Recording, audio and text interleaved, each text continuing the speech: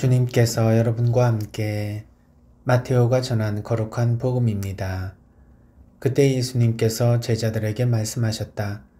너희의 의로움이 율법학자들과 바리사이들의 의로움을 능가하지 않으면 결코 하늘나라에 들어가지 못할 것이다. 살인해서는 안 된다. 살인한 자는 재판에 넘겨진다고 옛 사람들에게 이르신 말씀을 너희는 들었다. 그러나 나는 너희에게 말한다. 자기 형제에게 성을 내는 자는 누구나 재판에 넘겨질 것이다. 그리고 자기 형제에게 바보라고 하는 자는 최고 의회에 넘겨지고 멍청이라고 하는 자는 불붙는 지옥에 넘겨질 것이다. 그러므로 네가 제단에 예물을 바치려고 하다가 거기에서 형제가 너에게 원망을 품는 것이 생각나거든 예물을 거기 제단 앞에 놓아두고 물러가 먼저 그 형제와 화해하여라. 그런 다음에 돌아와서 예물을 바쳐라. 너를 고소한 자와 함께 법정으로 가는 도중에 얼른 타협하여라. 그러지 않으면 고소한 자가 너를 재판관에게 넘기고 재판관은 너를 형리에게 넘겨 네가 감옥에 갇힐 것이다. 내가 진실로 너에게 말한다. 네가 마지막 한 입까지 갚기 전에는 결코 거기에서 나오지 못할 것이다. 주님의 말씀입니다. 그리스도님 찬미합니다. 찬미 예수님, 오늘 예수님께서는 형제에게 욕을 하거나 잘못을 저지르면 어떻게 심판을 받는지를 말씀해 주시며 하느님께 예물을 드리기 전에 먼저 형제들과 화해하고 타협하라는 말씀을 들었습니다. 형제에게 성을 내면 재판에 넘겨지고 바보라고 하면 최고 의회에 넘겨지며 멍청이라고 하면 불붙는 지옥에 넘겨진다는 것이죠. 그러므로 재판을 받거나 아니면 형제들과 갈등이 있을 때는 서로 화해하고 타협하라는 말씀을 주십니다. 며칠 전 우리는 20대 대통령 선거를 통해서 새로운 대통령을 뽑았습니다.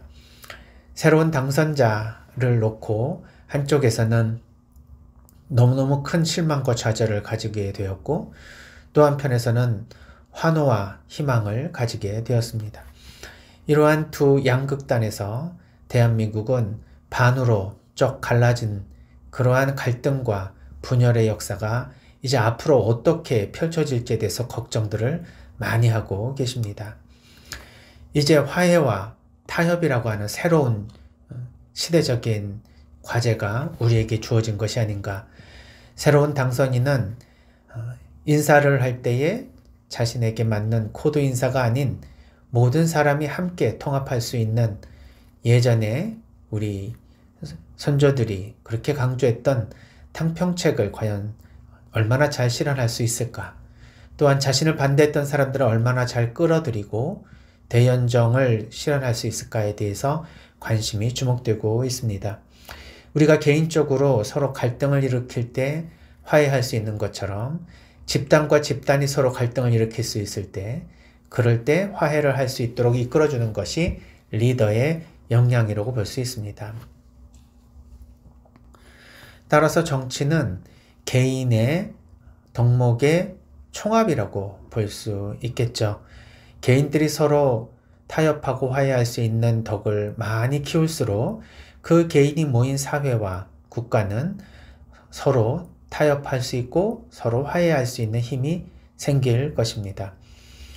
이러한 그 타협과 화해의 정치를 이끈 나라가 어느 나라일까라는 것을 생각해 보면 저는 개인적으로는 독일의 총리들이 이러한 정치에 있어서는 모범을 보여준 사례들을 많이 남겼다고 생각합니다.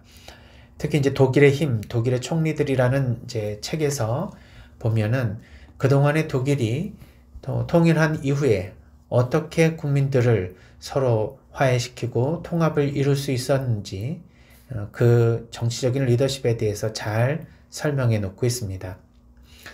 2003년 발표이지만 위대한 독일인 백인의 선택된 사람들이 정치인이라는 사실은 참 의외가 아닌가라는 생각이 듭니다.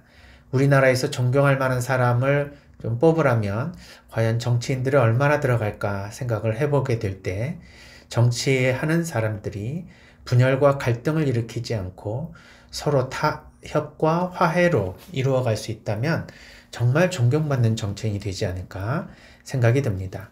이 위대한 독일인 100명 중에 독일 총리 8명이 거의 다 뽑혔는데요.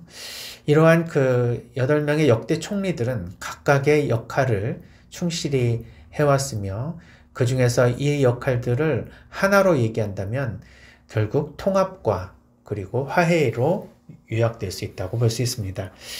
그래서 이 독일 통일을 이끈 이 헬무트 콜 총리와 지금 유럽연합을 이끌고 있는 이 메르켈 총리가 각각 16년이라고 하는 세월 동안 집권을 했고, 또 초대 라인강 기적을 이끈 콘라드 아데나워 총리는 14년, 헬무트 슈미트 총리와 게르하르트 슈라더 총리는 각각 7년, 8년 이렇게 재임을 하면서 상당히 많은 그 일들 중에 국민들에 대한 분열을 통합으로 계속 이끌어 나가는 리더십을 발휘했다는 평가를 듣고 있습니다. 분명히 동독과 서독도 이제 좌우로 진보와 어떤 보수의 이념 속에서 갈등을 느낄 수밖에 없었죠. 특별히 전후 세대이기 때문에 어떤 2차 세계대전 이후에 전쟁에 대한 과거 역사를 다시 한번 바라보면서 과거를 정리하고 또 전범을 어떻게 처리해야 될 것인가, 또 전후에 세계의 각국에 어떻게 전쟁 이후에 손해를 끼친 것에 대한 보상을 할 것인가, 이런 여러 가지 정말 그 대단하게 굵직한 경제적이며 정치적인 사안들이 질비해 있었을 것입니다.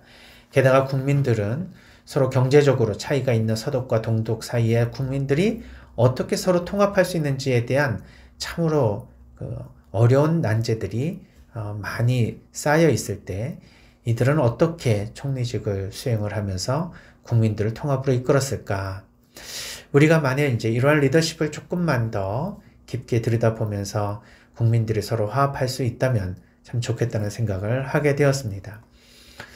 보수와 진보 좌우 이념 논쟁은 시간 갈 줄 모르고 우리나라뿐만 아니라 독일에서도 예외가 아니었었죠. 그렇지만 이 이념 갈등의 양극단을 어떻게 통합할 것인지에 대한 모델을 우리가 독일의 총리들의 예를 통해서 본다면 우리나라에서도 이러한 모델을 좀 사용해서 우리가 좌우로 갈라진 이 두 극단적인 양당 체제에서 뭔가 통합을 이뤄낼 수 있지 않을까?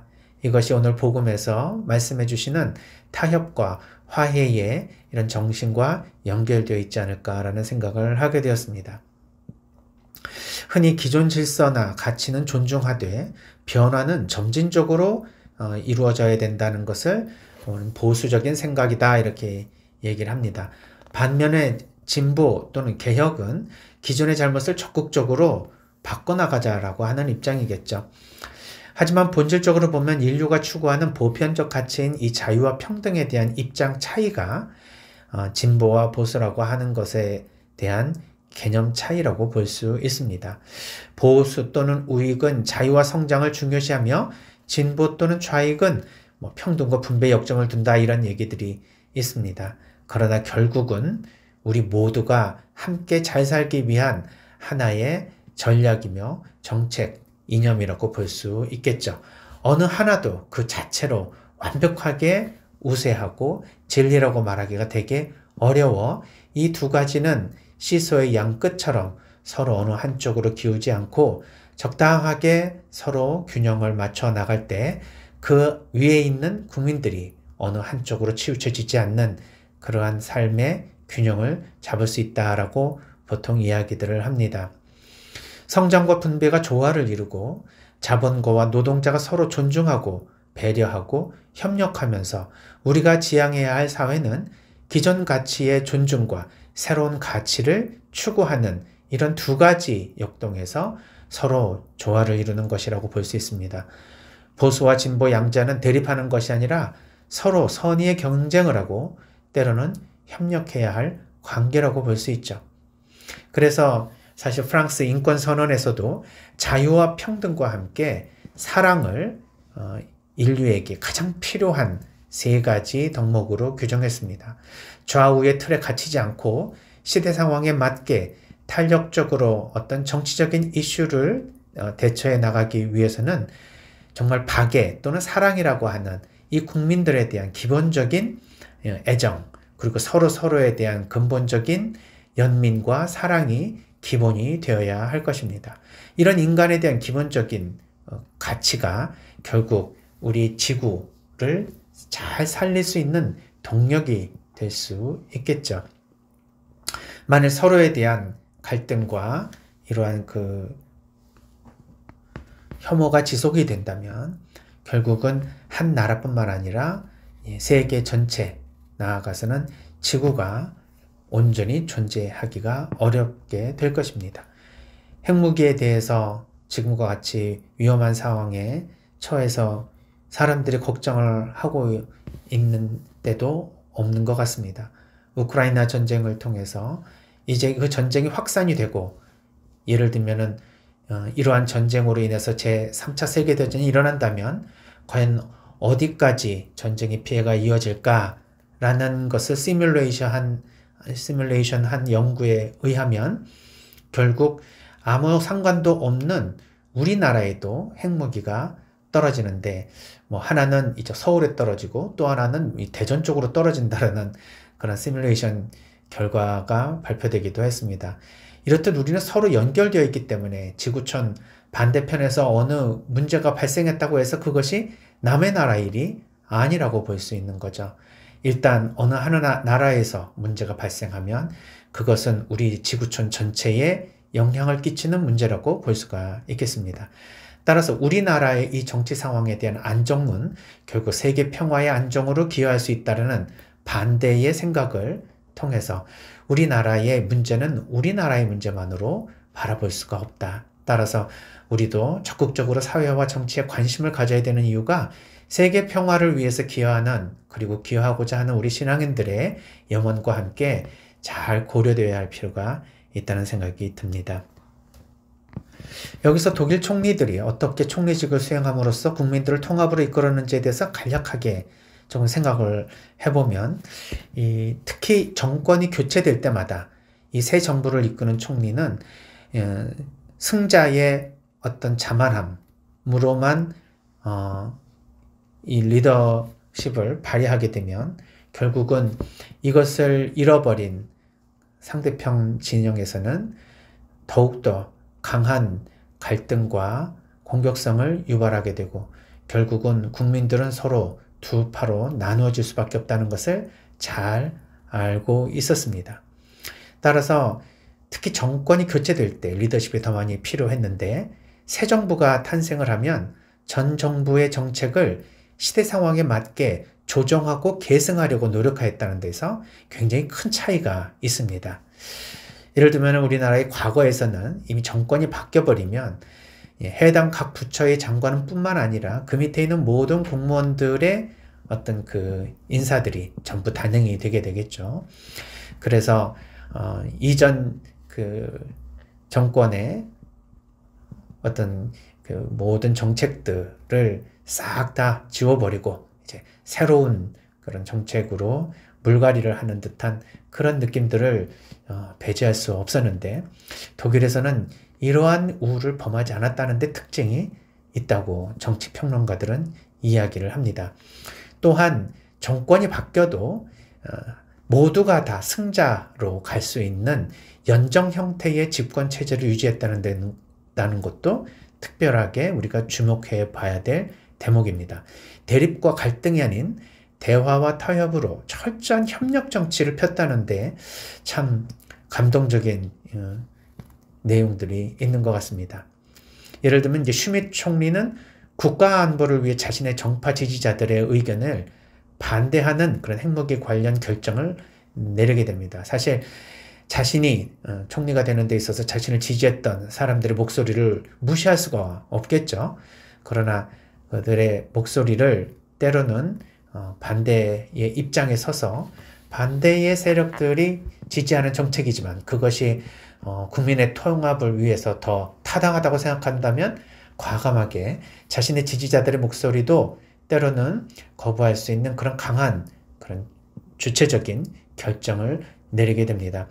그래서 또한 이 슈레더 총리는 전후 독일의 경제 회복을 위해서 반대 지지자들의 반대를 무릅쓰고 헤르츠 개혁을 단행하기도 하죠. 그래서 이제 독일의 어떤 이익과 미래를 위해서는 인기 영합주의와 이러한 포퓰리즘을 극복하고 어느 것이 우리 모든 국민을 위해서 최적의 선택인가에 대한 고민을 하였다는데 감동적인 그런 내용을 볼 수가 있습니다. 또한 그 브란트 총리의 이 일화를 보면은 참 감동적인 사례를 많이 볼 수 있습니다. 브란트 전 총리는 이것이냐 저것이냐 또는 뭐 A냐 B냐 이렇게 했을 때 우리는 A를 선택하거나 B를 선택하는 그런 강박에 빠지게 되죠. 그래서 내 편이냐 네 편이냐 이것이 내 쪽의 정책이냐 너의 정책이냐 이런 걸 가지고 편가르기를 하게 되는데 브란트 총리는 이렇게 그 좌우의 어느 한쪽에서 극단적인 선택을 하는 것을 지향하고 이것과 마찬가지로 저것도 또한이라는 이제 중도주의적이고 통합주의적인 길을 걷게 됩니다. 즉 A냐 B냐를 선택하는 것이 아니라 A만큼 B도 중요하다라는 입장을 항상 고수를 하는 것이죠. 그래서 양자택일식 결정을 하는 것은 분명히 한 사람은 승이고 한 사람은 패가 되는 이러한 방향으로 나아갈 때 국민들은 분열된다는 것을 잘 알고 있었습니다. 양자택일식 결정은 대안이라는 것이 없이 어느 한쪽을 완전히 패배자로 몰아가기 때문에 결국 정치적인 무능에 빠지게 되고 그렇게 되면 국민은 또 분열이 된다라는 교훈을 잘 알고 있었던 것이죠.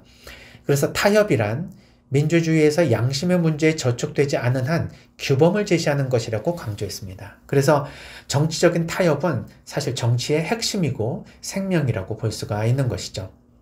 만일에 타협을 하나의 야합이나 아니면 자기의 소신을 저버리는 것과 같이 생각을 하게 되면 이것이야말로 정말 갈등에서부터 타협으로 그리고 서로 상생으로 나아갈 수 있는 통합의 길에 큰 걸림돌이 될 것입니다. 최근 그 당선인인 이제 검찰총장 출신으로서 불의에 타협하지 않는 그런 그 검찰 조직의 핵심 가치를 가지고 있는 분이라고 볼 수 있습니다. 검찰과 같은 조직에서는 그런 불의에 타협하지 않는 것이 중요하지만 정치에서는 서로 타협을 하는 것이 되게 중요한 가치로 등장하기 때문에 자신이 근무했었던 그런 조직 체계와 이제 새로운 임무를 수행해야 될 이러한 정치적인 이제 대통령직은 참으로 좀 가치 체계가 분명히 다른 면모가 없지 않습니다. 이것을 잘 수행할 수 있도록 우리가 많이 도움을 드려야 할 것 같고요. 기도도 열심히 해야 할 것 같습니다. 아무튼 이런 타협이란 민주주의에서 양심의 문제만 저촉되지 않을 때 굉장히 중요한 규범을 제시하는 것이라고 이 브란트 총리는 강조하죠. 그래서 브란트 총리 취임 후에는 자신의 사무실을 전혀 바꾸지 않고요. 그 전임 총리였던 아데나워 총리가 쓰던 책상과 그림 모든 가구들을 그대로 두면서 그 사무실을 그대로 사용합니다. 이러한 모습들이 이 국민들에게 너무너무 감동을 주었던 것이죠. 아울러 전임 총리였던 이 우파의 그 지지자들로부터 이어지는 전통을 다 없애고 새로운 이런 좌파로 모든 것을 도배하는 듯한 느낌을 주지 않았습니다. 이 전 총리가 모든 걸 사용했던 것을 그대로 이어받았을 뿐만 아니라 전 총리의 정책들을 그대로 존중해 주면서 이 전통을 그대로 이어나가려고 했고요. 만일 이것을 바꾸려고 한다면 굉장히 신중하게 고려하면서 대화와 소통을 통해서 이것이 왜 변해야 되는지에 대해서 그것을 잘 설명하는 과정을 걷게 되었다는 것입니다. 내가 정권을 가져서 내가 책임자니까 바꾸겠다가 아니라 이것을 왜 바꿀 수밖에 없는지에 대해서 한번 경청하고 그리고 설명을 하면서 설득을 하는 과정들이 감동을 주었던 것이죠. 또한 이 쿠르트 카징거 총리는 화해와 타협으로 최초의 대연정 시대를 열게 됩니다. 그래서 이 독일의 제1, 제2 정당의 이념 좌파와 우파에 대한 여러 가지 이 정권들에 대한 이 신념 체계들을 대연정이라는 것을 통해서 통합을 이룸으로써 이제 시대 상황에 맞게 실용성이 지배되는 새로운 시대로 나아갈 수 있었던 핵심이 바로 이 대연정에 있었다. 우리나라 정치체제에서 이제 대연정이라는 말은 사실은 여러 가지 의미로 사용되기 때문에 함부로 이야기를 할 수는 없지만 일반적으로 좀 포괄적으로 말한다면 예, 우리가 좌우로 갈라졌다면 만약에 우가 좌를 포섭하고 포용하는 이러한 통합의 정치라는 얘기는 모든 평론가들과 모든 학자들이 되게 중요한 가치로 이야기를 하고 있지만 말은 그렇게 하지만 실질적으로 그것을 얼만큼 보여줄 수 있는지에 대해서는 많은 분들이 반신반의하고 있습니다. 이러한 염려를 불식하고 정말 지금까지 국민들에게 말씀하셨던 것처럼 모든 통합과 그리고 적시적소에 나를 반대했던 사람도 능력이 있다면 기용을 하겠다라는 그 통 큰 정치를 기대해 봅니다. 사실 뭐 이렇게 콘라드 아데나워나 빌리 브란트, 헬무트 콜, 게르하르트 슈레더 뭐 이런 총리들의 이야기는 굉장히 여러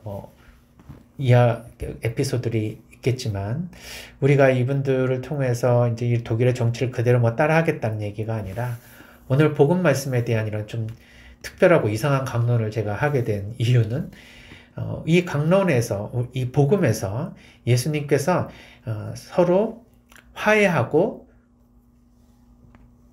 타협하라는 말씀을 주셨다는데 이것이 지금 현재 우리에게 굉장히 필요한 말씀처럼 느껴졌기 때문입니다. 서로 화해한다는 것이 무엇일까? 서로 타협한다는 것이 무엇일까? 여기에 대해서 여러 가지 생각을 하게 되면서 특히 이제 오늘 만났던 모든 분들, A를 선택한 분과 B를 선택한 분 모든 분들이 아주 극명하게 음과 양이 나눠지는 것처럼 느껴졌습니다. 한편에서는 너무너무 실망해서 이제 더 이상 한국에 살고 싶지 않다라고 말씀하시는 분들도 계시고요. 다른 한편에서는 이제야 모든 것이 제자리로 돌아올 수 있게 되어서 너무 기쁘고 이제 대한민국이 발전할 수 있고 제대로 된 민주주의를 형성할 수 있다라는 희망의 말씀을 해주시는 분도 있었습니다. 그러나 우리 모두가 다 대한민국 국민이기 때문에 반쪽짜리 대한민국이 되지 않기 위해서는 이제 통합의 역사로 가야 되겠다. 그래서 이러한 말씀을 당선인께서 해주셨으니 새로운 대통령의 리더십으로 그동안에 우리가 보지 못했던 그런 화해와 타협의 정치가 이루어졌으면 참 좋겠다는 생각에서 이런 말씀을 드렸습니다. 개인적인 그런 그 용서 그리고 화해 그리고 타협에 대한 덕목은 점차 쌓여서 국가적인 용서, 화해와 타협으로 나아갈 것입니다. 따라서 우리가 개인이 우리 신앙인들이 특별히 우리의 갈등을 일으키고 서로 분열이 되어 있는 공동체 안에서 내가 용서를 청하고 또는 내가 오히려 화해를 청해야 될 대상이 누군지도 한번 생각해 보고요. 우리 가족 안에서도 서로 1번이냐 2번이냐 갖고 서로 싸우고 갈등하고 서로 그것으로 분열을 일으켰던 수많은 이 지난 과거를 뒤로 이제 돌리고 앞으로는 다시 통합으로 나아가서 서로 함께 손을 잡고 정말 최고의 대한민국을 이끌어 나갈 수 있는 그런 우리 모든 신앙인들이 되었으면 좋겠습니다. 우리 신앙인을 통해서 이 우리의 사랑의 덕이 결국 믿지 않는 분들에게까지 영향을 미쳐 우리 한국의 정치 발전에 기여할 수 있는 우리 신앙인들의 모습이 되었으면 좋겠다는 말씀을 드리고 싶었습니다. 저도 우리나라를 위해서 기도 많이 하겠습니다.